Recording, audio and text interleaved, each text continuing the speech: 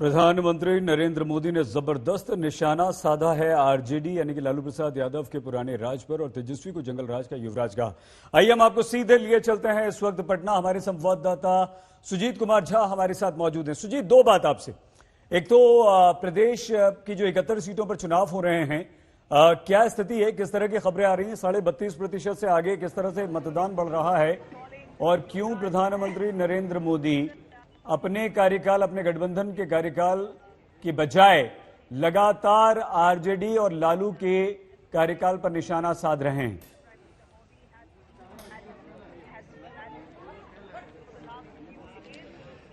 देखिए शहीद, जो पटना जिले में जो 5 विधानसभा क्षेत्र हैं उसमें शांतिपूर्ण मतदान हो रहा है और मतदान का प्रतिशत जैसा कि 3 बजे तक बताया जा रहा था कि करीब 40% के करीब में है। अलग अलग विधानसभा में अलग अलग है, लेकिन हम जहां मौजूद हैं वो पालीगंज क्षेत्र है और पालीगंज में बहुत कड़ा मुकाबला है।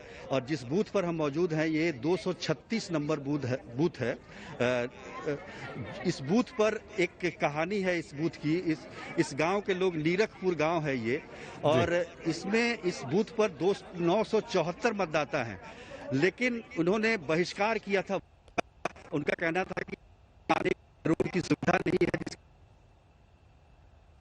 बहुत धन्यवाद सुजीत कुमार झा से हमारा संपर्क टूट गया। एक बार फिर से हम उनके पास जाएंगे, लेकिन इससे पहले प्रधानमंत्री नरेंद्र मोदी ने मुजफ्फरपुर की रैली में भी जमकर हमले किए, लालू राज पर घेरा, तो सुशासन के लिए नीतीश कुमार के लिए भी वोट मांगे और जमकर लालू पर न सिर्फ बरस रहे हैं प्रधानमंत्री नरेंद्र मोदी, लेकिन बिना नाम लिए तेजस्वी पर भी हमला कर रहे हैं।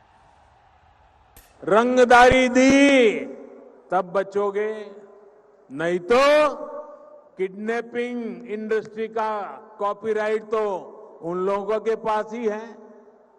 इसलिए इनसे सावधान रहना है। याद रखिए, इन दलों की राजनीति झूठ, फरेब और भ्रम पर आधारित है। इन लोगों के पास बिहार के विकास का न ही कोई रोड मैप है और न ही कोई अनुभव। ये समय हवाई बातें करने वालों को नहीं, बल्कि जिनके पास अनुभव है, जो बिहार को एक गहरे अंधेरे से निकालकर यहां तक लाए हैं, उन्हें दोबारा चुनने का ये अवसर है। आप कल्पना कर सकते हैं, एक तरफ महामारी हो और साथ ही जंगल राज वाले राज करने आ जाएं, तो ये बिहार के लोगों पर दोहरी तरफ की मार हो जाएगी, दोहरी तरफ की। सोचिए, कोरोना से लड़ाई के लिए जो इतनी राशि खर्च की जा रही है, कोरोना से लड़ने के लिए खास तौर पर जो योजनाएं शुरू की गई हैं, आप सोच सकते हैं अगर ऐसी टोली आई तो इन पैसों का होगा क्या? साथियों, जंगल राज के युवराज, जंगल राज के युवराज बिहार की जनता की, और मैं मानता हूं ये जंगल राज के युवराज से बिहार की जनता पुराना ट्रैक रिकॉर्ड के आधार पर और क्या अपेक्षा कर सकती है। जंगल राज की परंपरा में सब कुछ सीखने वाले लोगों को मुझसे ज्यादा अच्छी तरह बिहार की जनता जानती है। आइए एक बार फिर से हम आपको लिए चलते हैं सीधे पटना। हमारे संवाददाता सुजीत कुमार झा इस वक्त हमारे साथ वहां पर मौजूद हैं। सुजीत, ये भी था पालीगंज में कि वहां पर रफ्तार की जो गति थी काफी धीमी थी। अब इस वक्त क्या स्थिति है? महत्वपूर्ण ये कि जो कोरोना संक्रमित थे उनके लिए भी 1 घंटा निर्धारित किया गया था। क्या वो लोग आ रहे हैं और किस तरह के इंतजाम हैं, खास तौर से अगर ऐसे संक्रमित लोग आकर वोट डालते हैं तो? सुजीत, देखिए सईद, मैं जिस बूथ पर हूं उस बूथ की कहानी कुछ और है। इस बूथ पर लोगों ने वोट का बहिष्कार किया है। 236 नंबर बूथ है, लेकिन बीडीओ, यहाँ का स्थानीय बीडीओ ने जबरन एक जीविका दीदी जो कि सरकारी कर्मी है उनसे वोट डलवा दिया, जिससे पूरे ग्रामीण आक्रोशित है।